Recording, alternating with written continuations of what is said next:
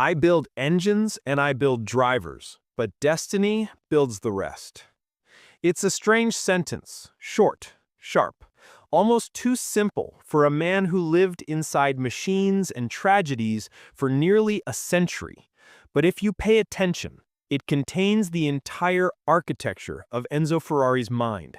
Total control in the domains he considers legitimate, indifference or resignation toward everything outside his engineering reach.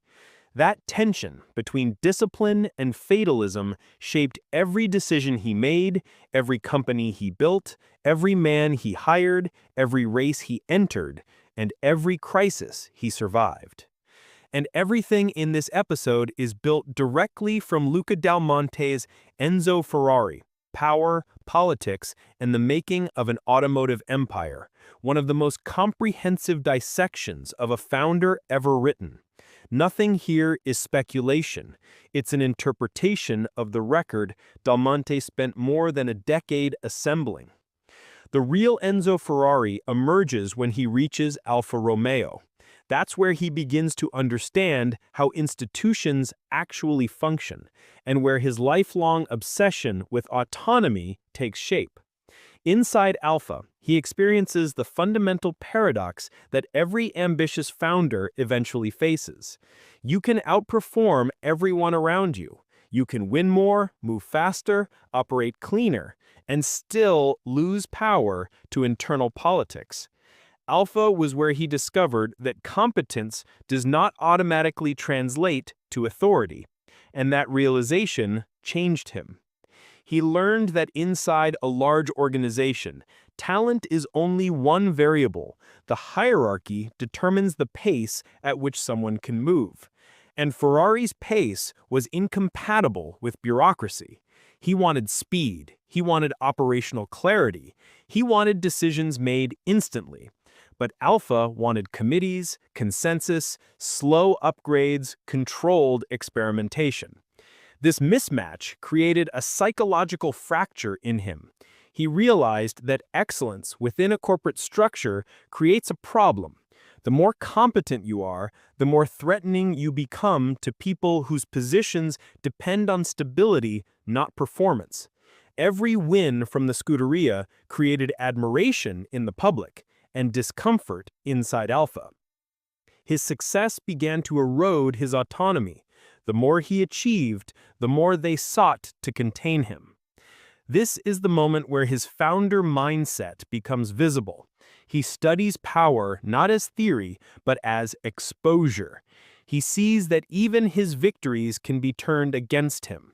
Alpha starts to reduce budgets, slow approvals, and subtly reassert control over his operations. The man who can redesign an entire racing strategy in 48 hours suddenly has to wait weeks for authorization to make minor changes. And this is when he starts to form the core belief that will drive his later empire. If someone else can stop me, I'm not really in charge. It is the beginning of the never-again mentality that defines all great founders after their first major loss of control. The Scuderia Alpha becomes his training ground, not just for engineering, but for leadership under extreme constraints. It is here that he refines one of the sharpest operational instincts of any founder in the 20th century, the ability to see patterns in people. He observes how mechanics react under fatigue, how drivers respond to fear, how engineers behave when data conflicts with ego. He watches who blames others and who accepts responsibility. The racetrack becomes his HR department, his management classroom, his lab for emotional intelligence. And unlike modern leadership theory, which encourages feedback loops and open communication, Ferrari builds his system on the opposite principle: silence as information. He believes that when people talk too much, they hide, but when they're silent, they reveal what actually matters: execution. He builds a culture based on proximity and observation. Nothing written, everything seen. And the Scuderia becomes the first version of Maranello long before the factory exists. a closed system where hierarchy is absolute, loyalty is mandatory, and performance is the only currency that counts. He learns how to evaluate people the same way he evaluates engines, by failure modes. A person, like a machine, reveals their real nature at the limit, and racing is a constant limit. But success has consequences. As the Scuderia grows in prestige, Alpha grows uncomfortable. Inside large organizations, there is a threshold beyond which a subordinate unit cannot rise without destabilizing the whole hierarchy. Ferrari crosses that threshold. He becomes too visible. The press talks about him more than the company. His drivers attract more attention than Alpha's executives. His victories shape national pride, while the corporation wants predictability. And that imbalance triggers the inevitable. They decide to bring him back under control by absorbing his team and restricting his independence. The rupture with Alpha is a psychological earthquake. For the first time, Ferrari faces a power he cannot out-engineer. They control the legal agreements, they control the capital, they control the brand, and they use that leverage to enforce a ban. For 4 years, he cannot race under his own name. This is not just a professional obstacle, it's a direct attack on the identity he has built. The man who lives through competition is suddenly exiled from the only arena where he feels alive. But instead of collapsing, he does what disciplined founders do when stripped of their platform. He pivots inward. Auto Avio Costruzioni is not born from inspiration, it's born from deprivation. A company created not out of vision, but out of survival. And survival companies often become the most resilient organizations because they are engineered in constraint, not abundance. Ferrari begins working on mechanical components, tools, precision parts, anything that keeps the structure alive. What's remarkable is how he uses this period not to retreat, but to redesign. He uses constraint the way great engineers use friction, as a forcing function. The 4-year ban becomes his strategic incubation phase. He studies what parts of his old system were vulnerable, what dependencies were unacceptable, what supply chains could be internalized, what allies were liabilities, what operational rhythms were inefficient. This period of silence is where his true company is born, not the legal entity, but the operational DNA. Then comes the war. And war, for most companies, is destruction. For Ferrari, it becomes a stress test that proves the durability of the organism he is building.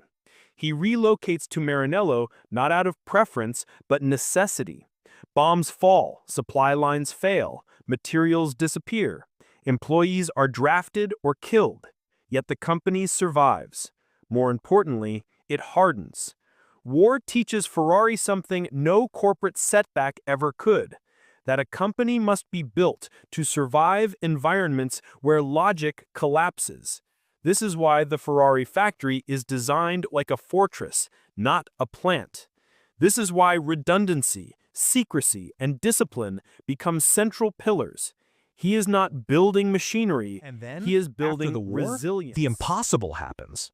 The first Ferrari with his name appears. Not a concept, not a sketch, not a hope. A machine with a badge that carries his identity. What makes this moment so remarkable is not the engineering, though it matters. It's the shift in accountability. When a car wins, it is Ferrari who wins. When a car fails, it is Ferrari who fails. There is no corporate shield, no alpha buffer, no place to hide. It's pure exposure, and he thrives under it. The early Ferraris are proof of a principle almost every founder eventually confronts. You cannot build your masterpiece inside someone else's architecture. Only independence forces you to put your reputation on the line with every decision. Ferrari begins crafting cars not for the market, but for domination. Racing is not an afterthought. Racing is the point. And because racing is the point, he builds a business model that reverses the industry norm. The road cars exist to finance the race cars. Most automakers chase volume. Ferrari chases victory. Most optimize for margins. Ferrari optimizes for speed. Most diversify risk. Ferrari concentrates it. It is a system only a founder with his psychology could sustain. He begins to understand something that only a handful of founders ever grasp with clarity. If you want to build a company that lasts, you must anchor it to a mission that is irrational. Rational missions collapse under rational pressures. Racing is irrational. It burns cash. It destroys machinery. It kills people. It demands constant reinvention. But because of that irrationality, it becomes a moat. No competitor can casually enter a field that requires obsession to survive. Ferrari leverages this perfectly. While other manufacturers are stuck in the logic of markets, he is building a business whose gravitational center is emotion. Pride, fear, ambition, nationalism, glory. These are not balance sheet items, they are intangible forces that create loyalty and mystique. The 1950s arrive, and with them the real proof of whether his system can scale. And what you see during this decade is the emergence of Enzo Ferrari as one of the most dangerous types of leaders, someone who has survived enough chaos to become immune to fear, but who still retains the clarity to make cold operational decisions under pressure. His company becomes a pressure cooker. Everyone inside is pushed to their limits. The mechanics work like surgeons. The engineers operate like mathematicians. The drivers become the tip of the spear, the human extension of his ambition. And Ferrari, always watching from behind dark glasses, orchestrates everything. Dal Monte shows you something fascinating here. Ferrari is not a commander who shouts. He is the opposite. His authority is built on stillness. In meetings, he says little. But what he does say is interpreted as mandate. He uses opacity strategically. By revealing almost nothing, he forces his team to fill in the gaps, to anticipate his expectations, to over-prepare, to internalize his standards rather than merely follow instructions. This is a common pattern among hard-driving founders. Rockefeller did it. Jobs did it. Bezos does it. They create systems where the absence of explicit direction forces the organization to rise. Ferrari learns to play this psychological game with mastery. When a driver enters his office, the silence is almost unbearable. It is a test. Ferrari wants to see who breaks. He uses tension the way an engineer uses torque, gradually, intentionally, to see where the structure bends. What he's building is not merely a team. He's building a hierarchy calibrated to pressure. And in racing, pressure is not abstract. It kills. The price of failure is catastrophic. Ferrari uses this reality not to terrify his team, but to focus them. And then comes the darker side of the 1950s, death.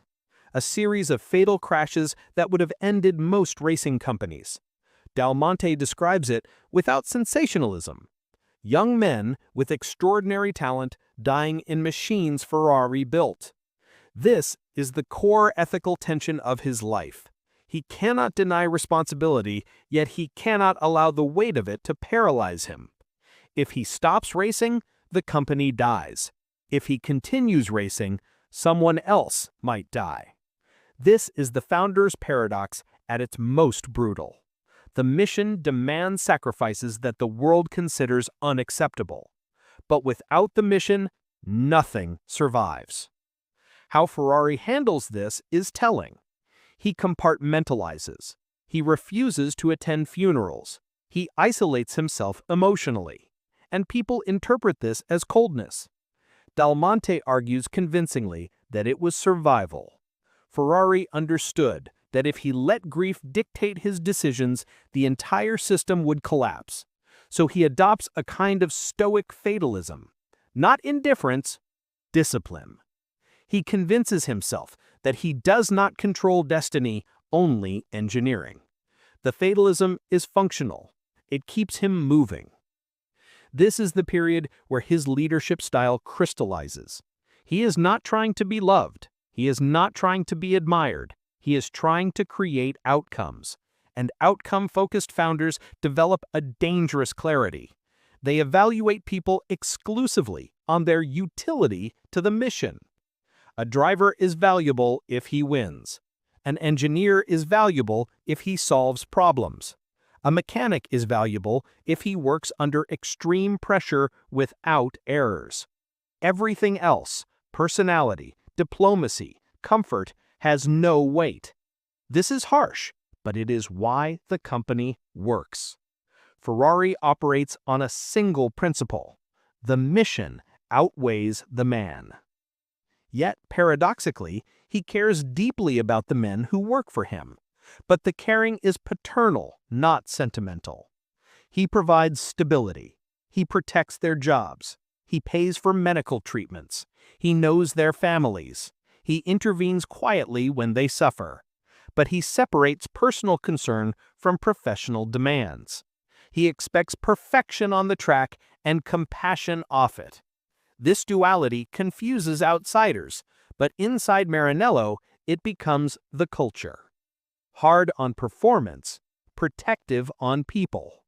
It's the same duality Dal Monte captures throughout the book. The real turning point of his life is the death of Dino. And again, we won't dramatize it. The reality is enough. Dino was the one person whose intelligence and temperament mirrored his own. He saw in him not just a son, but a successor, a mind capable of carrying the Ferrari system into the future. His death shatters something fundamental in Enzo. After this, he becomes darker, quieter, more withdrawn. But, and this is the part most people miss, he becomes an even better operator. Grief refines his discipline. It reduces his tolerance for distraction. It strengthens his reliance on work as the only stable structure in his life. The company becomes his armor.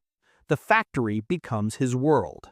He removes everything that doesn't matter. Meetings become shorter. Decisions become sharper. The silence becomes heavier. He stops trying to explain himself to anyone. He runs Ferrari like a war room. People sense the difference. They talk about it in the book. After Dino, Ferrari's presence feels almost mythic, like he's no longer in the same emotional dimension as the rest of explode with internal turmoil, labor unrest, economic instability, political chaos in Italy. Most founders crumble when the external environment destabilizes. Not Ferrari. He becomes even more rigid. Del Monte describes his meetings with unions as battles of incompatible worldviews. Ferrari believes in hierarchy, sacrifice, discipline. The unions believe in collective bargaining, equity, rights. Neither side can fully understand the other. Yet Ferrari navigates it the only way he knows, by treating negotiations as engineering problems. Identify the constraint, contain the damage, secure the mission. He gives what he must, protects what he can, and keeps the company alive. It is during this decade that he makes the single most strategically brilliant move of his career, the deal with Fiat. By the mid-60s, Ferrari knows the truth. The company cannot survive the future alone. Racing is too expensive, regulation is tightening, labor costs are rising. Competition is global. He needs capital, infrastructure, and political shielding. But he refuses to dilute the essence of Ferrari. So he engineers a transaction that is almost absurd in its asymmetry. Fiat gets equity. Ferrari gets survival. But the soul of the company, racing, engineering, operational authority, remains untouched. He sells ownership, but retains control. This is something only a founder with absolute clarity can do. Give up the piece that doesn't matter to preserve the piece that does. The Fiat deal is not a surrender. It is a masterstroke. It ensures that the company will outlive him. He is no longer building cars. He is building permanence. And permanence requires leverage. Then comes Niki Lauda. Ferrari immediately recognizes him as something rare, a driver who thinks like an engineer. Lauda is methodical, analytical, unsentimental. He doesn't chase glory, he chases precision. And Enzo sees in him the embodiment of everything he values: discipline, intelligence, courage without theaters. Their relationship is not affectionate, it's functional. They don't need warmth, they need alignment. And alignment they have. Lauda revolutionizes the feedback loop. He reduces subjectivity. He brings quantitative discipline to a culture built on qualitative instinct. He respects that. He had spent decades reading drivers emotionally. Now he had a driver who could give him data, structure, logic, and the results show immediately. But then comes the crash at Nürburgring, one of the darkest moments in racing history. And what is remarkable is not just Lauda's survival, but his return. 6 weeks after nearly dying, he comes back to compete. Ferrari sees this and recognizes something at a deeper level. This is what obsession looks like when it becomes identity. Lauda's return is not courage, it is inevitability. Ferrari understands that because he has lived his entire life the same way. Their relationship eventually fractures, as all high-pressure alliances do. But the impact is permanent. Lauda shapes the modern Ferrari driver archetype: analytical rather than flamboyant, disciplined rather than reckless, consistent rather than explosive. Ferrari had always preferred brains over bravado. Lauda validates that preference. At this point in his life, Ferrari becomes more symbol than man. Dal Monte describes a presence that alters the atmosphere of a room. His office is a confessional and a command center. He speaks less, he observes more. The sound of his footsteps changes how people behave. The younger engineers, born after the war, treat him with a mixture of reverence and fear, not because he demands it, but because he embodies the entire history of the company. His silence is the weight of 70 years of victories, defeats, deaths, innovations, and survival. And as he ages, his fatalism becomes sharper. He returns often to the idea that he controls machines, not destiny. That he can build engines and shape drivers, but not what happens once they leave the factory or climb into the cockpit. This is not philosophy, it is a coping mechanism. It is how a man who has lost so many people manages to keep functioning at a high level for decades. He accepts that control has limits, and that acceptance frees him to focus exclusively on what he can control: standards, discipline, preparation. As Ferrari enters the final chapters of his life, something unusual happens. His operational intensity increases even as his physical strength declines. Most founders slow down, delegate more, retreat into advisory roles. Enzo does the opposite. He consolidates power not through activity, but through presence. Dal Monte describes a man whose influence is so absolute that he no longer needs to intervene explicitly. The organization has internalized his expectations so thoroughly that even his silence functions as a directive. This is the mark of a founder who has built not a company, but a doctrine. One of the most striking elements of late-era Ferrari is how he transforms absence into leadership. He rarely attends races. He stays in Maranello, watching from a distance, yet everyone behaves as if he is physically present. Engineers carry his standards into every technical meeting. Drivers feel evaluated by him even when he isn't there. Managers speak cautiously because they know that anything they say might reach his office. It is an invisible architecture of control. The founder becomes omnipresent precisely by withdrawing. This requires decades of building reputation, authority, and mystery. It's not a tactic. It's the byproduct of an entire life spent crafting a culture around his psychological contours. The psychological element is crucial. Ferrari is not designing cars. He is designing beliefs. Beliefs about discipline, beliefs about speed, beliefs about what matters and what never matters. Dal Monte makes it clear. The most important product Ferrari ever built was not a V12 engine or a championship-winning chassis. It was a worldview. A worldview in which performance is non-negotiable, excuses do not exist, and every detail is a moral question rather than a technical one.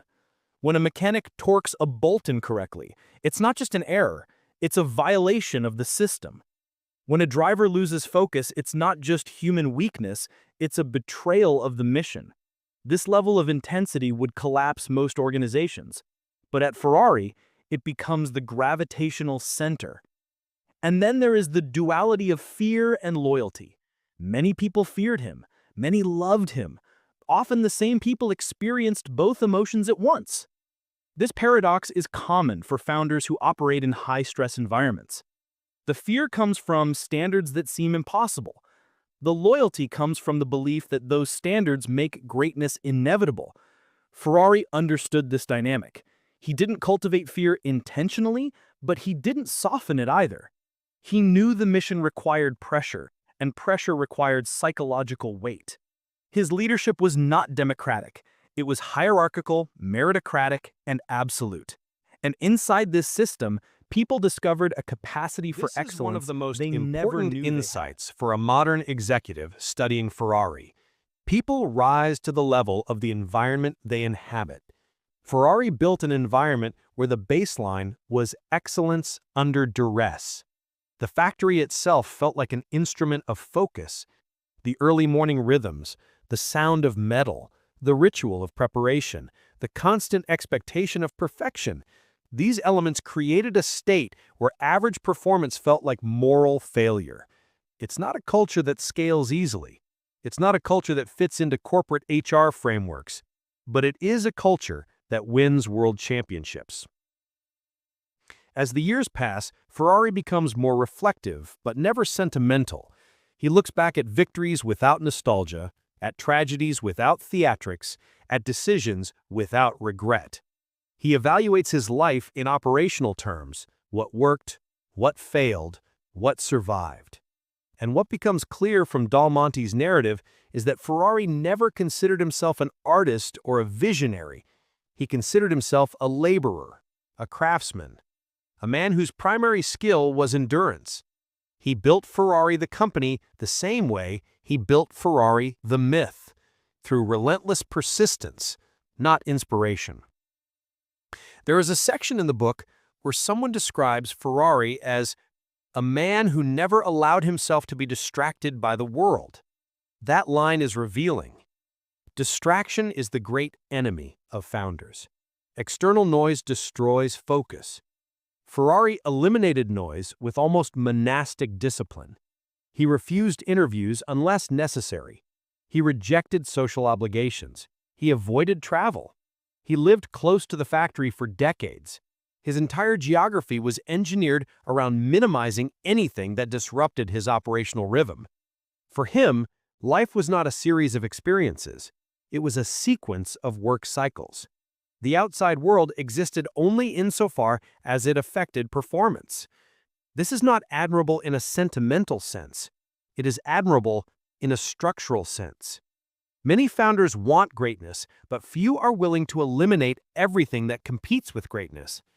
Ferrari made choices that most people would find inhuman because he believed the mission required them. He built a company where he could live without compromise, and that is something almost no founder experiences. Late in his life, as the modern era of Formula One begins, Ferrari watches a new world emerge. Aerodynamics, telemetry, corporate sponsorships, global media, all the components of modern racing arrive, and he analyzes them with detached curiosity. But he does not let them redefine the soul of the company. He believes the core is eternal: engineering, discipline, racing. Everything else is noise or necessity. Even as the sport becomes increasingly commercial, Ferrari maintains a philosophical purity that is rare in business. He refuses to attend races because he sees them as performances corrupted by spectacle, but he continues to shape the team from a distance through his standards. Dal Monte captures something extraordinary here. Ferrari never stopped learning. Even in his 80s, he adjusted designs, experimented with new materials, challenged engineers, questioned assumptions. He kept his mind in motion because he believed motion was the antidote to decline. That belief is visible in the company's evolution. Every time the sport changes, Ferrari absorbs the change without losing identity. This continuity is not accidental. It is engineered. One of the most revealing patterns in Ferrari's late leadership is how he simplifies decision-making. As he grows older, he makes decisions faster, not slower. He trusts his instincts completely. Instinct, in his case, is cumulative knowledge, decades of failures, insights, and victories condensed into immediate judgment. This is the final stage of mastery for a founder, when experience becomes intuition, when analysis compresses into clarity, when the mind no longer debates with itself. Ferrari's late decisions are short, sharp, and often delivered in cryptic sentences, but behind each sentence is a lifetime of refinement. When he approves a design, it's because he sees the invisible geometry. When he rejects a proposal, it's because he recognizes a flaw that others cannot articulate. He is not guessing. He is reading patterns that only decades of exposure can reveal. This is why great founder-led companies often lose their edge when the founder leaves. The intuition cannot be transferred. It must be lived. As he approaches the end, the fatalistic side of him becomes more pronounced. He knows he has outlived many men he led, many he admired, and many he loved. He knows his body is failing, but his mind remains sharp. And the company, the ecosystem he created, now functions as an extension of his will. Ferrari the man is fading, but Ferrari the system is at its strongest. This is the founder's ultimate achievement: to create something that continues operating at full intensity as he diminishes. It is institutional immortality. He often returns to the same theme in conversations: control versus destiny. He built engines, he built drivers, he built a factory that felt like a temple, but he could never build a world without risk, never build a life without loss, never build a future without uncertainty. And in that tension, he found purpose. It is the tension that defined his life, shaped his decisions, and forged his legacy. There is a moment late in Enzo Ferrari's life where Dal Monte describes him walking slowly through the factory and everyone around him becomes silent. It's not fear, it's recognition. Recognition that the man crossing the floor is the physical embodiment of the company's past, present, and future. A founder who has fused so completely with his creation that separating the two is impossible. And that's one of the most important business lessons in his story. A company takes the shape of its founder, but only if the founder imposes that shape consistently over time. Ferrari never compromised. He never diluted his expectations. And because of that, the culture never lost definition. The factory becomes his world, and the world becomes irrelevant. Visitors who once expected charm or warmth instead encounter a man who speaks in brief sentences, often cryptic, always precise. He asks questions that seem simple but penetrate directly to the heart of the issue. Someone brings him a new design. He stares at it for a second and says, "Too heavy." Another proposal comes in. He glances at the outline. "Too complicated." He doesn't justify his conclusions because he doesn't need to. Years of experience, distilled into instinct, give him what others call vision. But for him, it's just clarity. A clarity built from thousands of decisions. It's in these each years one that his philosophy of leadership reaches its final form. He no longer tries to teach through explanation. He teaches through expectation. Every engineer who presents a design knows he or she is competing not just with the present, but with the accumulated history of the company. A new chassis is evaluated not just for performance, but for alignment with the Ferrari identity. Discipline becomes design. Purity becomes engineering principle. And above all, Ferrari insists on something very few leaders have the courage to demand: simplicity. He believes that complexity is often a disguise for lack of understanding. A great idea should be clear at a glance. A great design should reveal its purpose without explanation. And a great founder should be able to judge both instantly. This approach creates a strange form of meritocracy. People inside Ferrari rise not because they are loyal, but because they understand. Understanding is the currency. Ferrari rewards people who intuit the principles that underpin the company's culture. People who can interpret silence. People who can absorb criticism without collapsing. People who see engineering as a moral act rather than a mechanical one. It's a hard environment, but a fair one, and it works.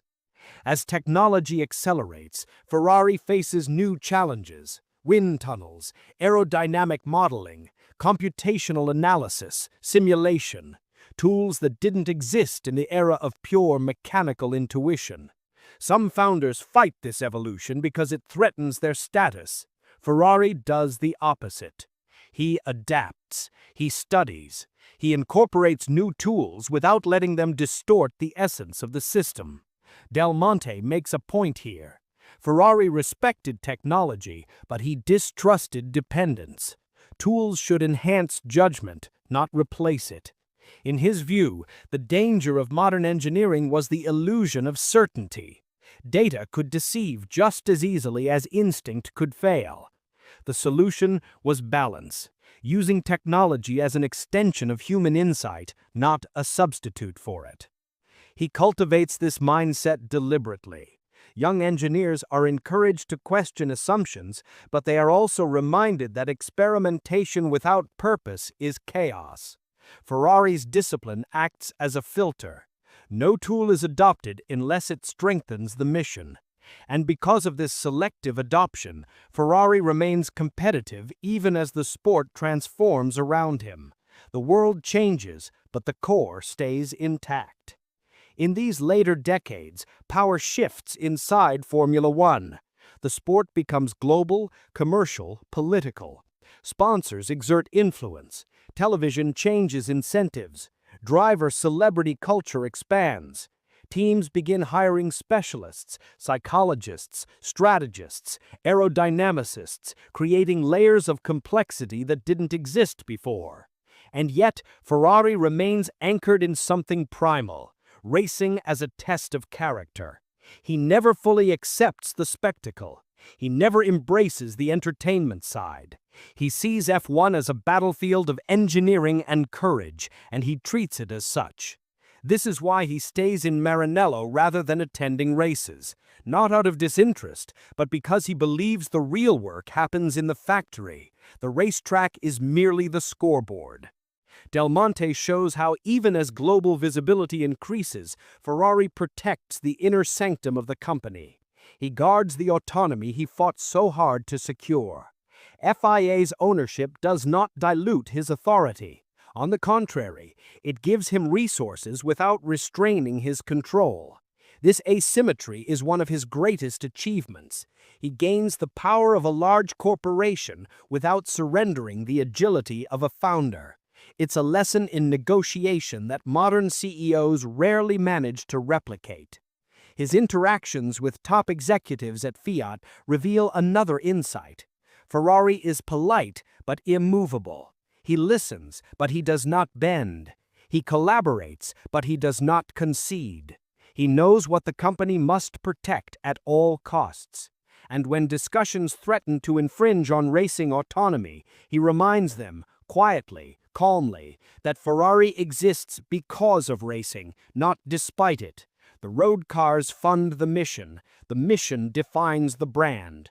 Remove racing, and Ferrari becomes just another luxury manufacturer. This clarity prevents the company from drifting. It is direction, not diplomacy, that preserves identity. As age takes its toll, Ferrari limits his world even more.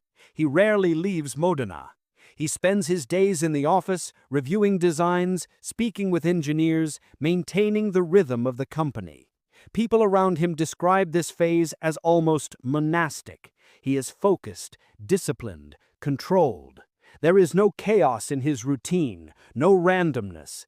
Everything has purpose. Even the objects on his desk are arranged with intention. His environment mirrors his mind, structured, functional, devoid of excess. What's fascinating is that his influence is strongest precisely when he is most physically diminished. The contrast is stark. An old man with failing eyesight, yet capable of imposing more direction through a single comment than most leaders can through entire strategy documents. His authority is not positional, it is existential. It comes from decades of proof, decades of survival, decades of consistency. And there is something else, something almost philosophical. Ferrari has seen enough to know that every empire collapses without vigilance. Success creates complacency. Complacency creates decline.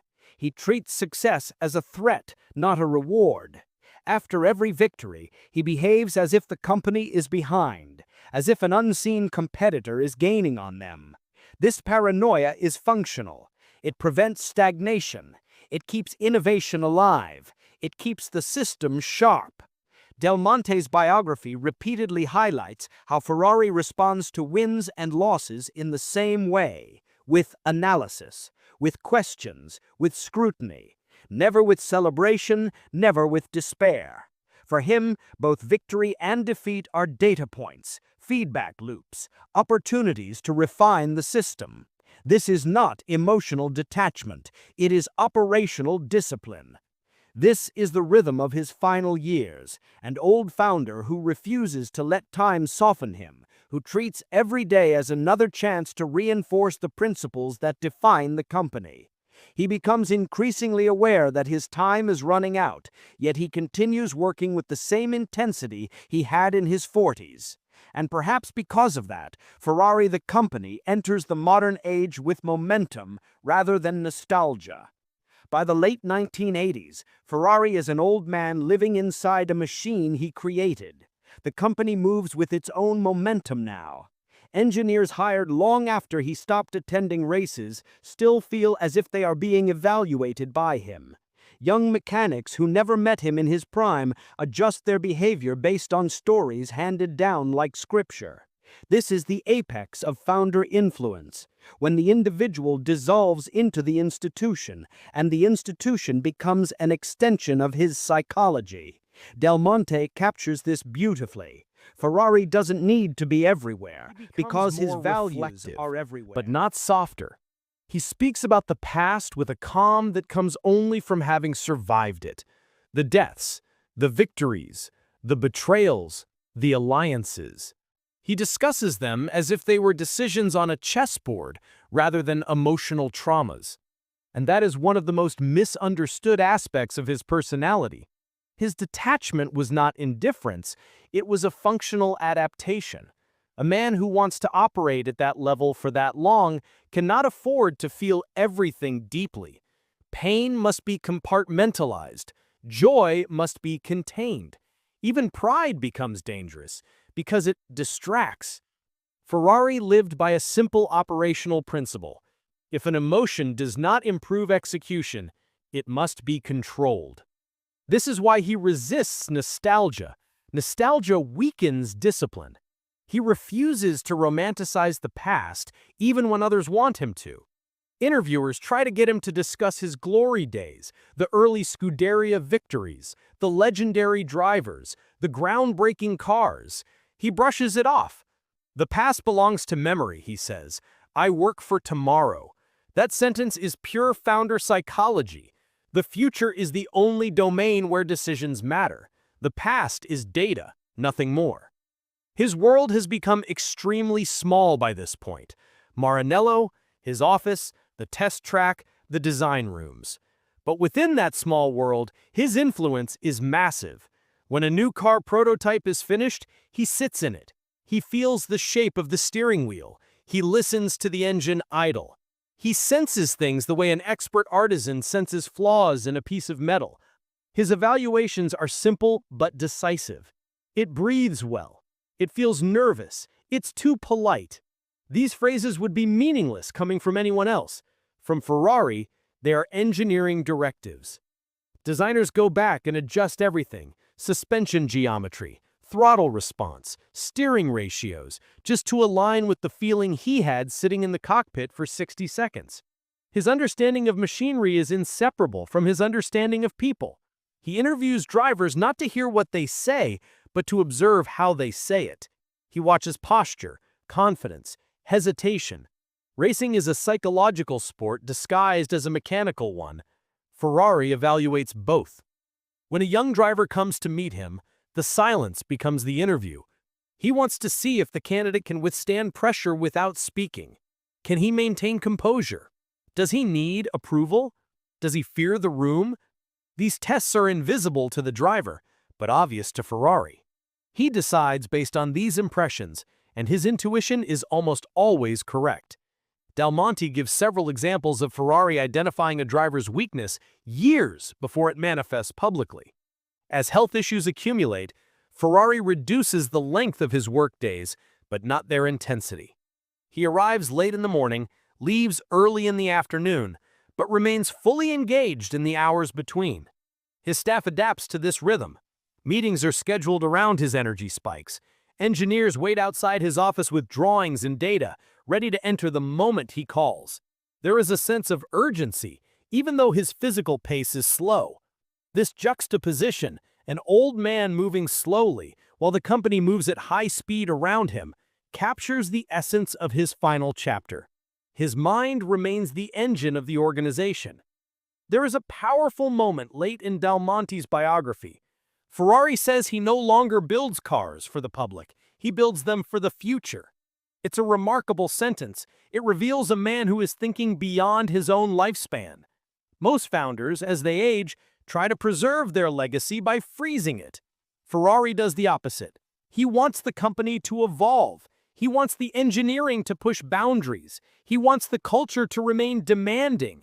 He fights against stagnation even as his body deteriorates. This is the final expression of his operational philosophy. Legacy is not what you leave behind, it is what you prepare others to build. He knows he will die soon. Everyone around him knows it too. And yet no one reduces their standards. No one slows down. The factory does not relax because the patriarch is fading. That is the ultimate validation of his leadership system. He engineered a culture where excellence is self-sustaining, where people push themselves not because they fear him, but because they fear betraying the identity he created. And in his final interviews, he circles back to the idea that opened this entire episode. I build engines and I build drivers, but destiny builds the rest. It is not resignation. It is the worldview of a man who understands exactly where his responsibility ends and where life takes over. The engineering is his domain. The preparation is his domain. The standards are his domain. But once the engine ignites and the driver enters the corner, the universe takes control. And Ferrari, after a lifetime of fighting chaos, finally accepts that truth. In his final years, Ferrari sits in his office surrounded by photographs, letters, trophies, and memories he refuses to treat as sentimental objects. He sees them the same way he sees engines and blueprints, as evidence of decisions, of mistakes, of victories, of survival. He once said that a founder spends half his life building something and the other half defending it. But by this stage, Ferrari no longer needs to defend anything. The company speaks for itself. The factory hums with the rhythm he established. The discipline he demanded is embedded in every process. His absence is felt only in the way people straighten their posture when they elements think of Dal Monte's biography is how clearly it shows that Ferrari never considered himself a visionary. He considered himself an organizer of men and machines. Visionaries think about what could be. Ferrari thought about what must be. And that mental frame drove every operational choice he ever made. He didn't run the company with inspiration, he ran it with necessity. The necessity of precision, the necessity of discipline, the necessity of winning. Everything else was noise. When he dies in 1988, the reaction inside the company is not chaos or disorientation. There is sadness, of course, and reverence, but there is also continuity. People go back to work. Engines are tested, designs are evaluated, the factory keeps moving. This is not coldness, it is respect. The greatest tribute they can pay him is to operate with the same focus he demanded from them when he was alive. A founder knows his work is complete not when the world celebrates him, but when his company continues without hesitation. By that measure, Ferrari achieved something almost no founder ever does. He built permanence. The real legacy he leaves behind is not the red cars or the world championships or the reverence of millions. It's the system he engineered, a system built on a few non-negotiable beliefs: that excellence is a moral obligation, that discipline is a form of freedom, that pressure reveals truth, that machines reflect their makers, that leaders must do the hard things first, that the mission must outweigh the man, and that destiny, no matter how carefully controlled, always has the final word. These beliefs were not theoretical, they were lived daily. They were practiced so consistently that they became the DNA of the company. Young engineers who join Ferrari today, decades after his death, still describe feeling his presence the moment they walk through the gates at Maranello. They feel it in the expectations, in the pace, in the silence, in the pressure, in the understanding that good is never good enough, that the standard is not the competition but the potential of the machine, that the responsibility of wearing the Ferrari badge is not to impress the world but to honor the lineage. Ferrari was obsessed with lineage, not in the sense of family heritage, but in the sense of continuity of purpose. A car that bore his name had to carry forward the intention he embedded in the first race machine after the war: speed as discipline, engineering as conviction, victory as proof. These principles are not business strategies, they are the architecture of a belief system. And that belief system became the engine that powered Ferrari long after the man was gone. In the larger context of business history, Ferrari stands in a small category of founders who built not just products, but worlds. Worlds with their own rules, their own rituals, their own moral codes. Rockefeller built such a world. Jobs built such a world. Walt Disney built such a world. These worlds outlast their creators because they are not dependent on charisma. They are dependent on structure. And Ferrari, perhaps more than any of them, built a structure so tight, so clear, so severe that deviation became impossible. Dal Monte's book makes one thing absolutely clear. Ferrari's greatest achievement was not a car, not a driver, not even a championship. It was the fact that he made discipline contagious. Everyone who entered his orbit absorbed some of it. Everyone who worked under him left stronger, sharper, more demanding of themselves.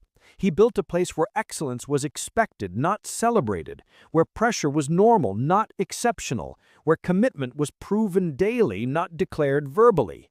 And so we return to the sentence that opened this entire episode. I build engines and I build drivers, but destiny builds the rest. It sounds like resignation, but in reality it is the opposite. It is the philosophy of a man who spent his life narrowing the gap between intention and outcome. He controlled everything he could control. He mastered everything he could master. He shaped men and machines with ruthless precision, but he also understood the limits. He knew that no matter how perfect the preparation, the world contains uncertainty, randomness, tragedy, and luck. Rather than deny this, he embraced it. He accepted destiny not as an excuse, but as a boundary condition. That acceptance freed him. It allowed him to pour all his energy into the things that were in his domain: engineering, discipline, standards, selection, preparation. And that focus is why his impact is still felt today.